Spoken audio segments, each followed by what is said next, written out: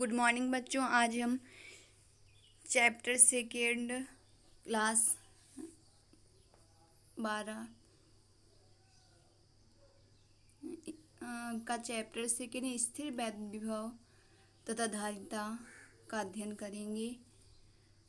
तो इसमें हमने कुछ डेरिवेशन किया था और कुछ परिभाषाएं। ठीक, अब देखें इस उसी के आगे दी अगली हेडिंग है आपकी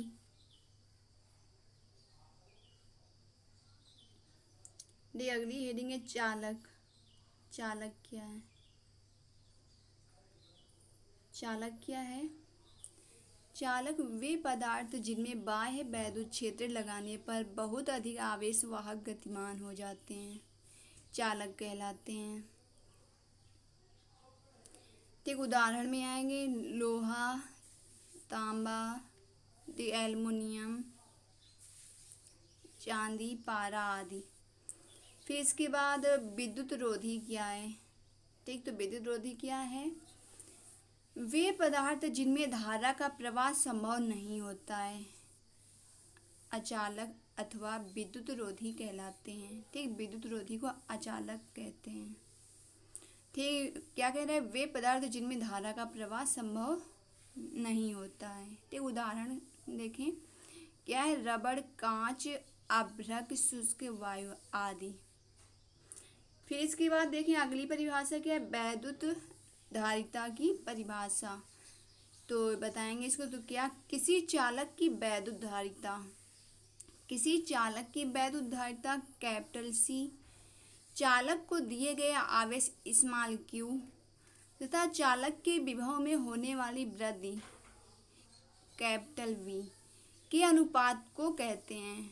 एक वैद्युत धारिता को कैपिटल सी से प्रदर्शित करते हैं। फिर हमें फार्मूला देना है, तो आएगा C equal small Q upon capital V, capital C equal small Q upon capital V. फिर इसके बाद देखिए हेडिंग डालनी है वैद्युत धारिता का एसआई मात्रक।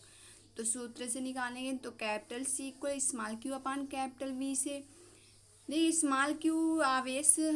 ठीक, तो यहाँ पर निकालेंगे, लिखेंगे क्यू आवेश का मात्रक बराबर कुलाम। ठीक, तो आवेश का मात्रक होता है कुलाम। एक कैपिटल भी विभव होता है, विभव का मात्रक वोल्ट। फिर हमने लिखा तो आएगा कुलाम प्रति वोल्ट। तो आपका क्या आया?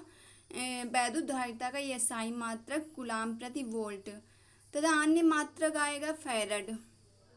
देखिए इसका अन्य मात्रक क्या होता है? फैरड। फिर देखें इसके आगे हेडिंग, अगली हेडिंग है वैद्युत धारिता की विमा। ठीक, तो मात्रक निकल गया, विमा निकालनी है। विमा भी सूत्र से ही निकालना है, capital C equal small Q upon capital V से। तो यहाँ पर लिखना है बगल में, चूंकि capital V equal W upon Q, तो हम इसमें रखेंगे तो आएगा capital C equal small Q upon W upon Q. फिर पहले का चौथे में गुणा होता है, दूसरे का तीसरे में। तो जो ऊपर स्मॉल क्यू है वो पहला है, ठीक, उसके नीचे 1 मान लिया। अब देखिए यहाँ पर गुणा करा दिया तो आएगा capital C equal Q square upon W. ठीक, ये हो गया। फिर यहाँ पर हम विमा निकालनी है, हमें सूत्र हमने पहले बनाया, फिर इसके बाद विमा रखेंगे। तो आप देखिए यहाँ पर लिखेंगे स्मॉल क्यू आवेश की विमा। ठीक, स्मॉल क्यू आवेश की विमा इक्वल 80, कैपिटल 80 होती है। ठीक, डब्ल्यू कार्य की विमा m/L/T-2। ठीक, ये होती है।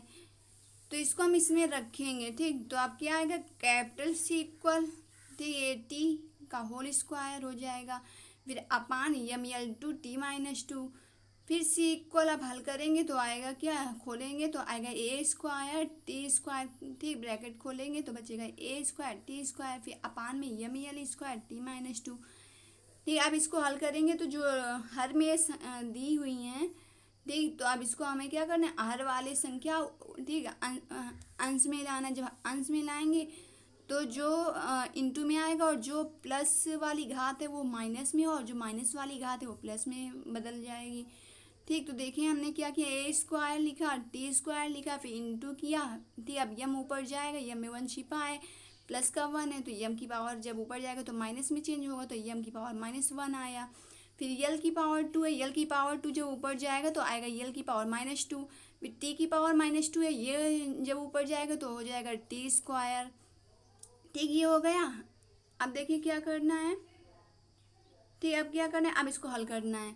तो आएगा क्या, अब विमा आई आपकी। ठीक, धारिता की विमा यम की पावर -1, क्रम से लिखेंगे तो यम की पावर -1, यल की पावर -2, टी स्क्वायर इधर है, टी स्क्वायर इधर है, तो टी और टी स्क्वायर घाते गुणा करने में घातें जुड़ती हैं, टी की पावर 4, टी ए की पावर 2।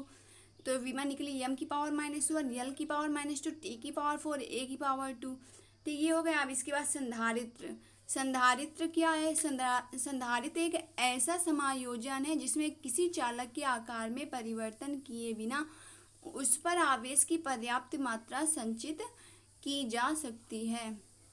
ठीक है, आ जाता है संधारित्र क्या है, तो बताएंगे संधारित्र एक ऐसा समायोजन है जिसमें किसी चालक के आकार में परिवर्तन किए बिना उस पर आवेश की पर्याप्त मात्रा संचित की जा सकती है। फिर इसके बाद देखिए परावैद्युत सामर्थ्य तथा भंजक विभवांतर। परावैद्युत सामर्थ्य क्या है? किसी परावैद्युत पदार्थ के लिए वह अधिकतम वैद्युत क्षेत्र जिसे पदार्थ बिना वैद्युत भंजन के सहन कर सकता है उस पदार्थ की परावैद्युत सामर्थ्य कहलाती है। ठीक, तो परावैद्युत सामर्थ्य हो गया किसी परावैद्युत पदार्थ के लिए वह अधिकतम वैद्युत क्षेत्र जिसे पदार्थ बिना वैद्युत भंजन के सहन कर सकता है उस पदार्थ की परावैद्युत सामर्थ्य कहलाती है। फिर भंजक विभवांतर देखेंगे। भंजक विभवांतर क्या है? किसी संधारित्र की प्लेटों के बीच वह अधिकतम विभवांतर जिस पर प्लेटों के बीच रखे परावैद्युत पदार्थ में वैद्युत भंजन होने लगता है भंजक विभवांतर कहलाता है। ठीक, भंजक विभवांतर किसे कहते हैं? किसी संधारित्र की प्लेटों के बीच वह अधिकतम विभवांतर जिस पर प्लेटों के बीच रखे परावैद्युत पदार्थ में वैद्युत भंजन होने लगता है भंजक विभवांतर कहलाता है। ठीक, हेडिंग देखें। अगली हेडिंग है समांतर प्लेट संधारित्र की धारिता।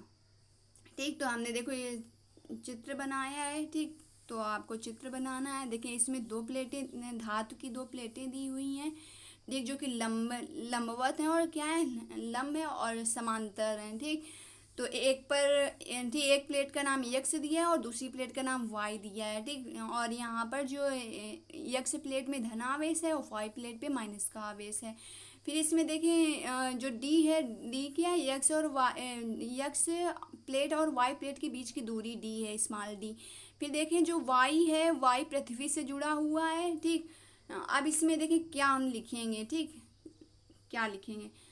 लिखेंगे माना धातु की दो प्लेटें यक्स व वाई लिया, ये लंबी व समतल हैं। ये प्लेटें विद्युत रोधी स्टैंड में लगी होती हैं। ठीक, विद्युत रोधी जिसमें धारा का प्रवाह नहीं होता है। ठीक, ये प्लेटें विद्युत रोधी स्टैंड में लगी होती हैं। प्रत्येक का क्षेत्रफल a मीटर स्क्वायर है, दूरी स्मॉल d है। प्लेटों के बीच परावैद्युतांक k है। प्लेट यक्स को +q कूलाम का आवेश और वाई को -q कूलाम का आवेश दिया गया। प्लेट वाई पृथ्वी से जुड़ी है। प्लेट पर वाई ठीक प्लेट पर आवेश का पृष्ठ घनत्व सिग्मा है। ठीक, तो ये हो गया। आप देखें इसी के आगे। ठीक, लिखना है एक समान व विपरीत आवेशों की दो समतल समांतर चादरों के बीच किसी बिंदु पर वैद्युत क्षेत्र की तीव्रता सिग्मा अपान एप्सिलॉन नॉट होती है, जहाँ एप्सिलॉन नॉट निर्वात की वैद्युतशीलता है। यदि चादरों के बीच के स्थान में परावैद्युत माध्यम हो तब वैद्युत क्षेत्र की तीव्रता सूत्र लेना है, तो आएगा कैपिटल ई को sigma upon K epsilon not.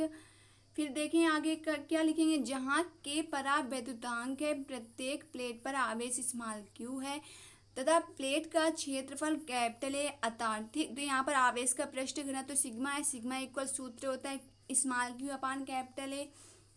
तो अब हमें क्या करना है, इस सूत्र में हमें कैपिटल ठीक हमें क्या करना है फिर हाँ कैपिटल ई में ठीक कैपिटल ई को sigma upon K epsilon not था, तो उसी में हमें सिग्मा का मान रख देना है। तो देखिए हमने लिखा नीचे से अतः ठीक कैपिटल ई इक्वल सिग्मा की जगह सिग्मा का मान रखा है, तो small q upon capital A upon पूरे का अपान के एप्सिलॉन नॉट।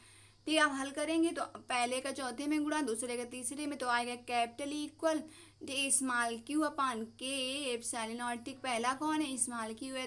दूसरा कौन है? कैपिटल ए है। ठीक, इसके बाद तीसरा के एप्सिलॉन नॉट अपान 1 मान लिया, फिर गुणा करवा लिया। तो पहले का चौथे में तो क्यू का 1 में गुणा किया तो क्यू आया अपान के ए एप्सिलॉन नॉट समीकरण, इसको फर्स्ट मान लेंगे। ठीक है, अब देखिए माना प्लेटों के बीच विभवांतर कैपिटल वी दूरी स्मॉल डी है, अतः प्लेटों के बीच वैद्युत क्षेत्र की तीव्रता। सूत्र लगाएंगे, जब वी डी और ई दिया हो तो लगेगा कैपिटल, और प्लेटों के बीच हो तो capital E equal V upon D. हल करेंगे तो लिखेंगे, हमने क्या लिखा, त्रिज्या गुणा करा के लिख दिया सूत्र, capital V equal E into D. अब देखिए capital V equal E into D आया, तो आप लिखेंगे समीकरण फर्स्ट से कैपिटल ई का मान रखने पर, इसी सूत्र में रखना है। ठीक, तो क्या लिखा हमने, समीकरण फर्स्ट से कैपिटल ई का मान रखने पर, तो v equal Q upon K epsilon nought A into D. ठीक है, अब हल कर लिया तो आया capital v equal Q into D upon K epsilon nought ए आया। ठीक, आप देखें आगे इसी के, फिर लिखेंगे अतः समांतर प्लेट संधारित्र की धारिता C equal small Q upon capital V। फिर हमने क्या किया, हमने जो है कैपिटल V का मान यहाँ पर रखा है, तो आप देखें आएगा capital C equal small Q upon Q into D upon K epsilon nought A. ठीक, अब स्मॉल क्यू से स्मॉल क्यू कैंसिल। ठीक, और पहले का चौथे में गुणा, दूसरे का तीसरे में हो गया, तो आपका आया कैपिटल C इक्वल के epsilon nought A D upon small D. ठीक, और इससी क्या है, संधारित्र की धारिता। संधारित्र की धारिता क्या है, का मात्रक होता है फैरड। ठीक, आप देखें, ठीक, अगली हेडिंग संधारित्र की धारिता को प्रभावित करने वाले कारक। तो लिखेंगे संधारित्र की धारिता निम्नलिखित कारकों पर निर्भर करती है। ठीक, पहली हेडिंग है प्लेटों के क्षेत्रफल पर, तो प्लेटों के क्षेत्रफल पर संधारित्र की धारिता प्लेटों के क्षेत्रफल कैपिटल ए पर निर्भर करती है तथा क्षेत्रफल के अनुक्रमानुपाती होती है। ठीक, संधारित्र की धारिता कैपिटल सी प्लेटों के क्षेत्रफल कैपिटल ए पर निर्भर करती है तथा क्षेत्रफल के अनुक्रमानुपाती होती है, तो सी अनुक्रमानुपाती कैपिटल ए। ठीक, आप देखें प्लेटों के बीच, दूसरी क्या है, प्लेटों के बीच की दूरी पर। ठीक, तो यहाँ पर लिखेंगे संधारित्र की धारिता प्लेटों के बीच की दूरी स्मॉल डी पर निर्भर है तथा इसकी व्युत्क्रमानुपाती होती है, तो लिखेंगे सी अनुक्रमानुपाती 1 अपान स्मॉल डी।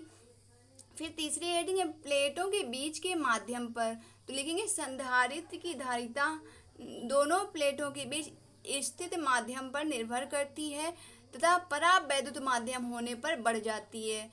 यह माध्यम के परावैद्युतांक के अनुक्रमानुपाती होती है, तो इसको इस तरह लिखेंगे सी अनुक्रमानुपाती कैपिटल। ठीक है, फिर देखें आगे, ठीक, अगली हेडिंग है, ठीक, अगली हेडिंग है संधारित्रों के संयोजन। तो क्या लिखेंगे, संधारित्रों को जोड़ने की दो प्रमुख विधियां हैं। ठीक, पहली कौन सी, श्रेणी क्रम संयोजन। चित्र बनाएंगे, चित्र बना लिया। ठीक, आप देखें यहाँ पर श्रेणी क्रम संयोजन का चित्र बनाया, तो यहाँ पर क्या क्या कौन कौन क्या चीज़ें दी हुई हैं। ठीक, 3 संधारित्र दिए हैं। ठीक, 3 संधारित्र दिए हैं और यहाँ पे पहला संधारित्र C1 है। ठीक, दूसरा C2 है, तीसरा C3 है। ठीक, और यहाँ पर क्या A और B दिया हुआ है। ठीक, जो तीसरा संधारित्र है, ठीक, वो क्या है, पृथ्वी से जुड़ा हुआ है। ठीक, अब इस यहाँ पर जो है एक प्लेट में क्या प्लस क्यू आवेश है और दूसरी प्लेट में माइनस क्यू आवेश दिया हुआ है। ठीक, तो आप देखें इसके बाद हल करेंगे तो लिखेंगे माना। ठीक, माना 3 संधारित्र C1, C2 और C3 है, श्रेणी क्रम में जुड़े हैं। यदि संधारित्र की प्लेटों के बीच विभवांतर क्रमशः V1, V2 तथा V3 हो, तो V1 equal small Q upon C1, ठीक, V2 equal Q upon C2, ठीक, V3 equal Q upon C3। यदि A तथा B के बीच विभवांतर कैपिटल V हो, तो capital V equal V1 plus V2 plus V3, capital V equal Q upon C1 plus Q upon C2 plus Q upon C3। हमने मान रख लिया V1, V2, V3 का, तो आपका आएगा कैपिटल V इक्वल, अब देखिए तीनों से कॉमन कर लिया स्मॉल क्यू कॉमन कर लिया, तो ब्रैकेट के अंदर क्या बचा 1 अपान C1 प्लस 1 अपान C2 प्लस 1 अपान C3। ठीक, अब नीचे लिखेंगे हम। ठीक, नीचे लिखेंगे कैपिटल V इक्वल क्यू अपान सी। ठीक, तो अब इसी में रखना है, तो आएगा क्यू अपान सी इक्वल स्मॉल क्यू ब्रैकेट के अंदर 1 अपान C1 प्लस 1 अपान C2 प्लस 1/C3। क्यू से क्यू कैंसिल तो बचा 1/C equal 1/C1 plus 1/C2 plus 1/C3। ये अब ब्रैकेट के अंदर आया 1/C equal 1/C1 plus 1/C2 plus 1/C3। ठीक, तो यहीं से आज हमारी क्लास समाप्त होती है। इसी के आगे हम समांतर क्रम संयोजन पढ़ेंगे अगली क्लास में। Thank you class.